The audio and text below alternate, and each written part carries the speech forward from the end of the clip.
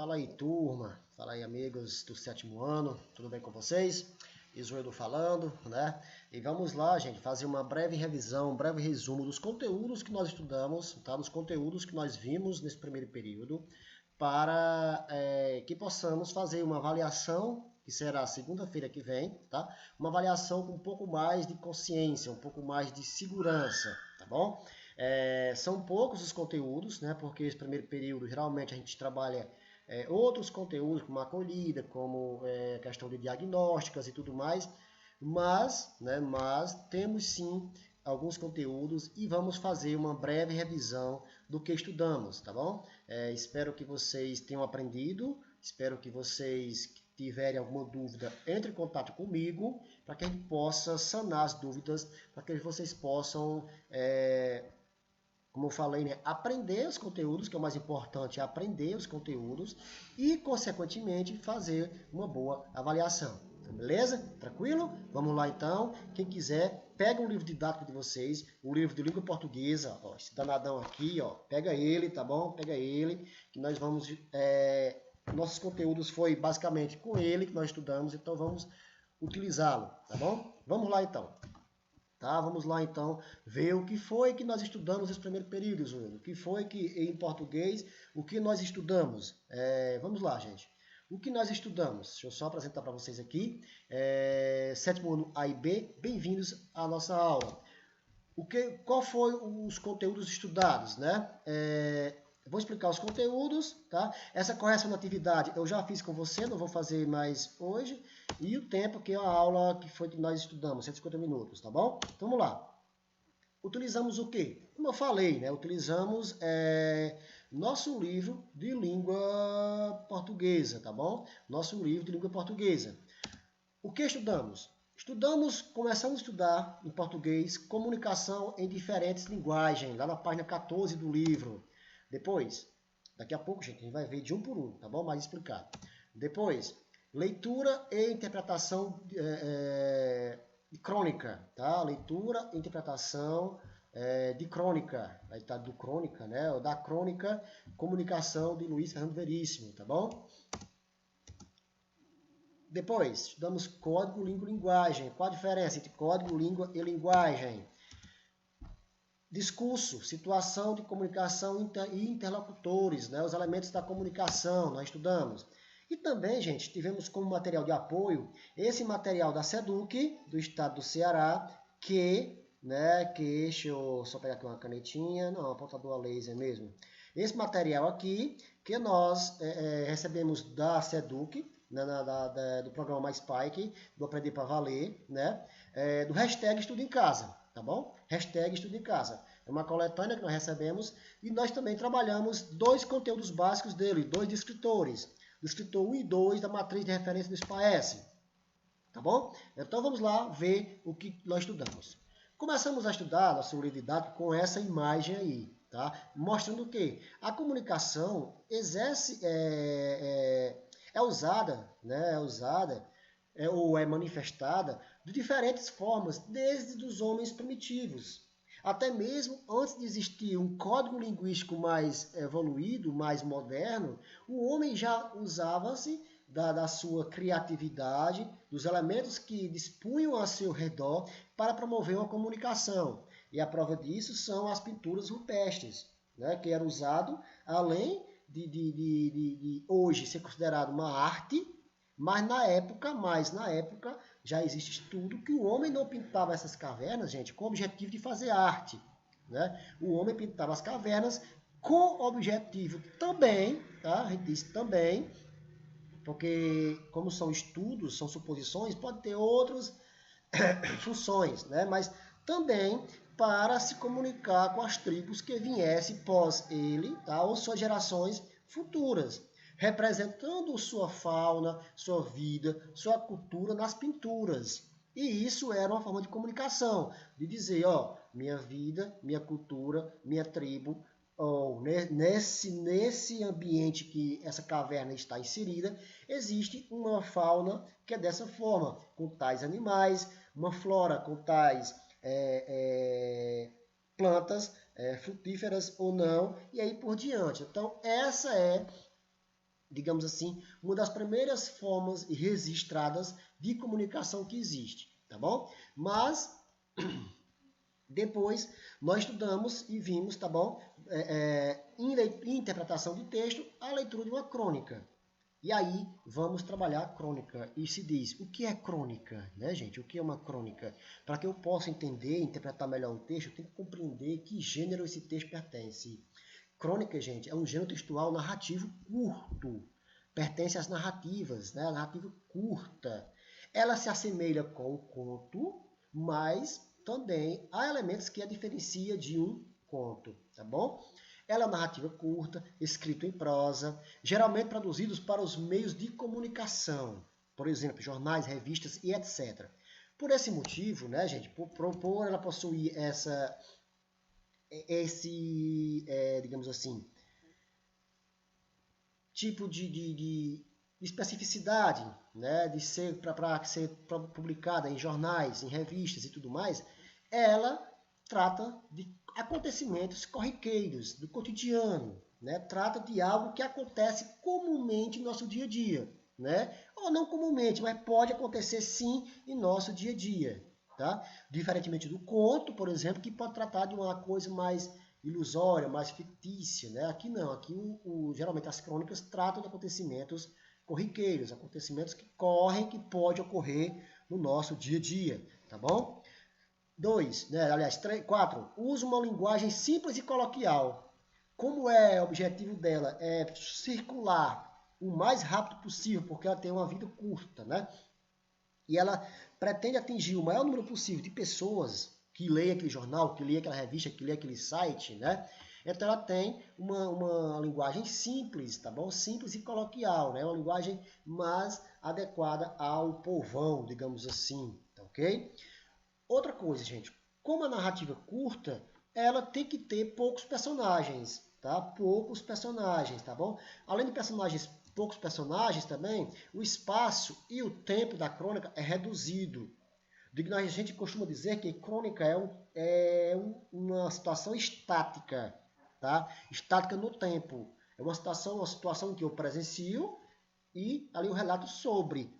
É uma fotografia do momento, tá? É você pegar uma fotografia do momento e relatar essa fotografia e escrever sobre esse momento ali estático, aquele ambiente que você está, aquela situação que você está presenciando, tá? Existem algumas crônicas, né? A crônica jornalística, a crônica histórica e a crônica humorística, tá? Existem basicamente esses 3 tipos de crônicas. Existe mais? Existe sim, tá? Existe sim, mas as principais são essas 3, né? Jornalística, né, que vai tratar de fatos jornalísticos, histórica, vai tratar de fatos históricos, e a crônica humorística, em que geralmente traz uma dose, uma pitadinha de humor dentro da crônica, tá beleza? Continuemos. Vamos lá? E depois, nós estudamos mais o que em português esse bimestre? Estudamos código, língua e linguagem, tá bom? Os elementos da comunicação, código, língua e linguagem. Lembrando que todo esse primeiro período nós tratamos de comunicação, tá? De comunicação.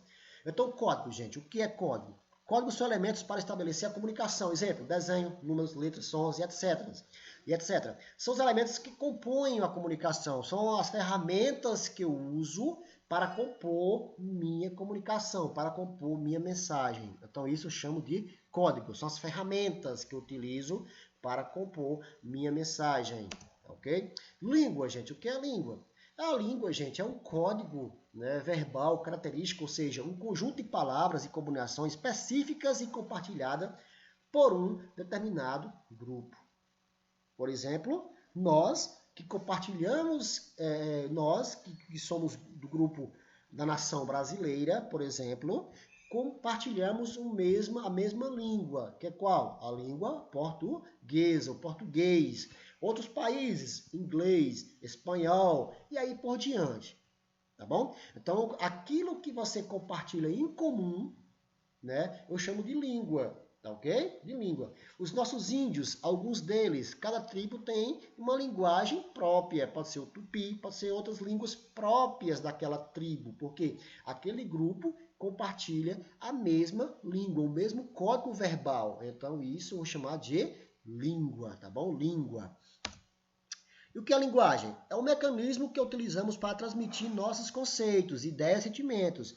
Podem ser divididas em dois grandes grupos, tá? Então isso aqui é importantíssimo e eu, assim, se vocês aprenderam, tá? Esses dois conceitos, já foi ótimo, tá bom, gente? O quê? Conceito de quê?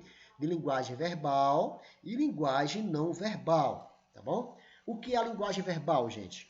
Como o nome já diz, eu utilizo o verbo para me comunicar, para transmitir minha mensagem. O verbo é a palavra, seja a palavra falada ou ela escrita. Eu utilizo letras, né? Eu utilizo palavras, seja ela escrita ou ela falada. É linguagem verbal, tá bom? É a linguagem que nós utilizamos mais comumente, porque a maioria de nós usamos a fala ou a escrita para nos comunicar, tá bom? Mas também existe um outro ramo da linguagem que tem mais ferramentas, que é a linguagem não verbal. O que é a linguagem verbal, não verbal? É aquele tipo de linguagem que eu não uso nem a escrita nem a fala para transmitir uma mensagem. Por exemplo, os sinais de trânsito. Exemplo, a linguagem de Libras, a língua Libras, né? Por exemplo, basicamente esses dois, né? Mas cartazes, alguns cartazes não usam a linguagem verbal. E aí, por exemplo, os nossos emojis no nosso celular não usa a linguagem verbal, apenas a linguagem não verbal. Ou seja, quando eu transmito uma mensagem por meio de um elemento, de um mecanismo que eu uso um código, digamos assim, né? Que não usa letras, nem ela falada e nem ela escrita, essa linguagem é chamada de linguagem não verbal. O código que eu usei para transmitir minha mensagem, não usei nem palavras, nem escritas, né? Nada disso. Então, isso é linguagem não verbal. Pode ser um som, né? Um som. Quando você assovia bem alto, né? Alguns sons, né? De assovio, por exemplo, transmite uma mensagem e aí a gente sabe que isso também é uma linguagem não verbal, tá bom? Então, recapitulando, linguagem verbal, quando utiliza-se da palavra escrita ou falada, né? Das letras, digamos assim, de letras, do verbo, né? Letras, escrita ou falada. Linguagem não verbal é quando os códigos que eu uso para me comunicar não tem escrita, nem tem palavra, nada disso, né? Não tem fala, não tem nada, é só gestos, é só cores, né? E por diante, tá bom?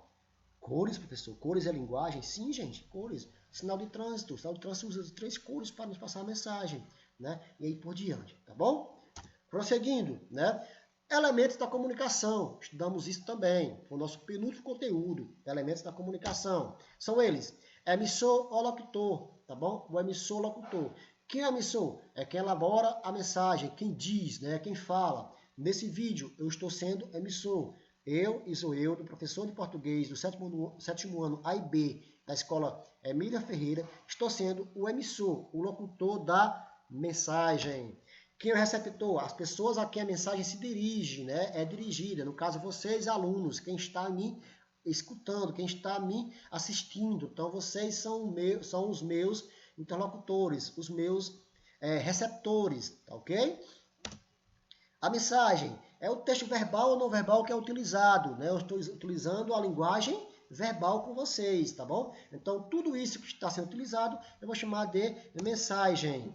E quem é o contexto? É o assunto, né, que eu estou tratando com vocês, tá bom? É o assunto que perpassa o ato comunicativo, tá bom? Qual o canal? Né? O meio pelo qual a mensagem é difundida. No nosso caso, o nosso canal é quem? É a rede de internet, de computadores, né? O canal do YouTube, né? E aí por diante, né? O YouTube é a rede de computadores, é a internet, e aí por diante, tá ok? Quem é o código? É a forma que a mensagem organiza-se, é um conjunto de sinais organizados de maneira que tanto o locutor quanto o interlocutor reconheçam e tenham acesso. O nosso código é o quê? É a língua portuguesa que eu estou passando e vocês estão me entendendo a comunicação, tá bom? Após isso, nós temos o quê? Descritores 1 e 2 da matriz de referência do SPAES, tá bom? Descritor 1 é o quê, gente? Localizar a informação explícita em um texto, tá? Então, o que é isso, né? O que é o SPAES, tá, gente? Para você que não entende o que é SPAES. SPAES É o Sistema Permanente de Avaliação do Estado do Ceará, tá bom? Sistema Permanente de Avaliação do Estado do Ceará. Ou seja, o Estado do Ceará, todos os anos, faz essa avaliação em todas as suas escolas, sua rede de ensino, avaliação com os alunos do 2º ano, com os alunos do 5º ano e com os alunos do 9º ano. Com base nesses dados é que se trata, é que se elabora políticas de intervenção ou de investimentos na educação pública do estado do Ceará, tá bom? Então, o descritor é composto de 23 matrizes, que elas são, né, elas têm como base as matrizes do SAEB, que é a avaliação federal, mas não são iguais, tem algumas diferençazinhas, não? Mas são bem parecidas, elas se completam, tá bom? O descritor 1 do SPAES, ele vai pedir, ou seja, o SPAES ele vai exigir que o aluno desenvolva certas habilidades de aprendizagem, tá bom? Certas habilidades, tá? Já o descritor 1, né, por exemplo, o descritor 1, ele exige que o aluno tenha a habilidade de que localizar informação explícita em um texto, tá? Aí está bem simples. O que é a informação explícita? Né, que está clara no texto, que o aluno tem essa habilidade, uma habilidade mais simples que exige, né, de um leitor, é ele interpretar ou ele identificar informações explícitas em um texto. A questão dos personagens, a questão de informação que está bem clara no texto e assim por diante. Então, esse é um descritor bem básico, tá? Então, nós também estudamos esse descritor. Eu passei alguns simulados a respeito desse descritor e vocês do 7º ano foram assim, ó, show de bola, né? Conseguiram, com certeza estão aptos já superaram, já estão, já adquiriram essa habilidade, tá bom? A habilidade 2, né, o descritor 2 da nossa matriz diz o quê? Você inferir o sentido de uma palavra ou expressão, né? Você fazer inferência, fazer, digamos assim, um julgamento, né? O entendimento do sentido que aquela palavra ou expressão está expressa dentro do texto. Desculpe a redundância, expressão expressa, né? Mas é basicamente isso, né? Você saber com que finalidade ou com que sentido aquela palavra foi empregada no texto e está sendo empregada no texto, tá bom? Então, essa é a do escritor 2, né? A nossa do escritor 2, tá bom? Então, esse foi o conteúdo que nós estudamos nesse primeiro período. Obrigado por assistir o vídeo, tá? Se você quiser, pode comentar aí embaixo com alguma dúvida, com seu nome e a turma, tá bom? Que a gente vai responder na medida do possível. Forte abraço e até a próxima aula, se Deus nos permitir. Valeu, galera. Fique com Deus.